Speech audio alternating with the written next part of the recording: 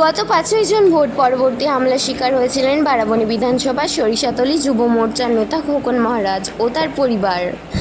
আজ ২৮শে জুন বিজেপির রাজ্যে নেত্রী তথা আসানসোল দক্ষিণের বিধায়ক অগ্নিমিত্রা পাল বিজেপির কর্মী সমর্থক যুব মোর্চার নেতা খোকন মহারাজকে সঙ্গে নিয়ে প্রথম বারাবণী থানা যান। সেখানে আধিকারিকদের সঙ্গে কথা বলেন। তারপর তিনি খোকন মহারাজের পরিবারের সাথে দেখা করতে যান।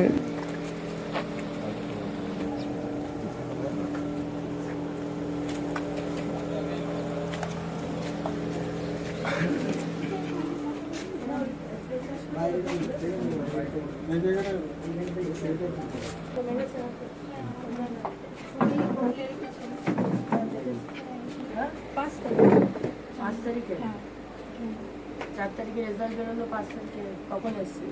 5 তারিখে দুপুর কারা এসছে? ওই তৃণমূলের কি নাম? নাম একজনের নাম জিতু সিং আর জিতু সিং। হ্যাঁ, জিতু সিং, শিবেন ঘাটি, কালো সোনা ঘোষ, আরও কজনের নাম আমি জানি না, আরও অনেকজনই ছিল। কতজন ছিল টোটাল? টোটাল 10 জন ছিল। এখন তারা রাস্তায় ঘুরে বেড়াচ্ছে, দৌড় ভেঙে পেরিয়ে যাচ্ছে। হ্যাঁ, আচ্ছা, এসে কি মারতে মারতে কি বলছে? মারছে আর বলছে মেরে দেবো, শেষ করে দেবো, মেরে কিছু করতে পারবি না, করে দেখা যেতে দাম আছে, এরকমভাবে বলছে আর মারছে। কিসের জন্য মারটা, কিসের জন্য? ওই আমরা বিজেপি করি ওই জন্য।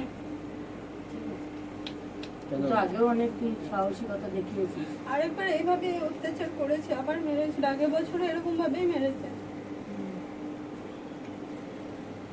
মেয়ে ছিল না সব ছেলে মেয়ে ছিল? সব ছেলেরা।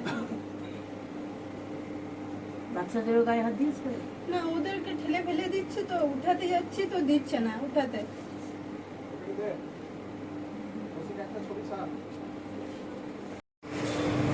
এরা আসলে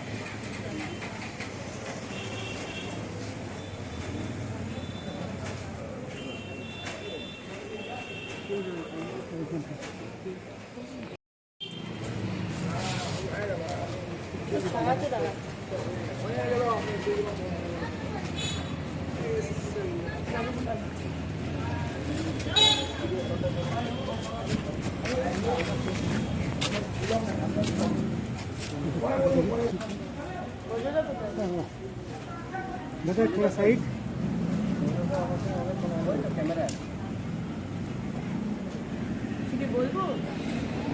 আমাদের কার্যকর্তা ভাই খোকন মহারাজ আর তার স্ত্রী রয়েছেন এখানে।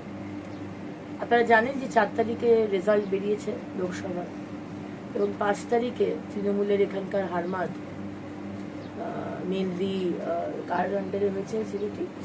শিবেন রাউত ঘাটি।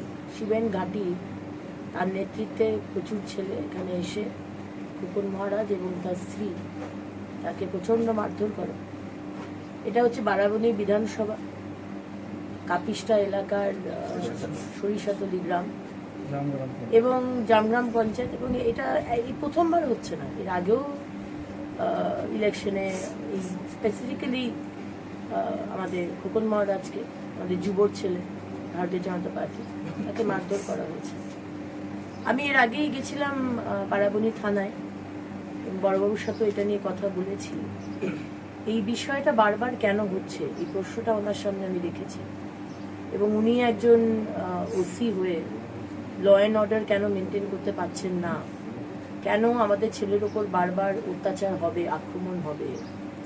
তো গণতান্ত্রিক দেশ, ভারতের সংবিধান ভারতবাসীকে, ভারতবর্ষের নাগরিককে সেই অধিকার দেয় যে সে তার নিজের ইচ্ছে মতো যে কোনো দল পারসু করতে পারবে। তাকে কারো মাথার দিব্যি দেয়নি যে তাকে টিএমসি করতে হবে। সুতরাং কোনো ছেলে যদি সে বিজেপি করে, ছেলে বিজেপি করে, তার স্ত্রীও কোনো বিজেপি করে না, যে সে ছোট ছোট বাচ্চা রয়েছে তার সংসার করে, তাহলে তাকে মারধর করার অধিকারটা কে দিয়েছে? এটা আমার প্রশ্ন। মমতা ব্যানার্জি জানেন নিশ্চয়ই এরকম ঘটনা ঘটছে, এবং শুধু বারাবণীতে নয়, সারা পশ্চিমবঙ্গে এই অত্যাচার হচ্ছে। এবং শুধু শুধু পুরুষ নয়, আমাদের ভাইগুলো শুধু নয়, আমাদের বোনেদের উপরেও অত্যাচার হচ্ছে। আমাদের বোনেদেরকে গণধর্ষণ করা হয়েছে কুচবিহারে। আমি সেন্ট্রাল টিম নিয়ে গেছিলাম। তাহলে আজকে পশ্চিমবঙ্গে এই জিনিসটা কেন হবে? সারা ভারতবর্ষে লোকসভার ভোট হলো, কোথাও একটা টু শব্দটি হলো না।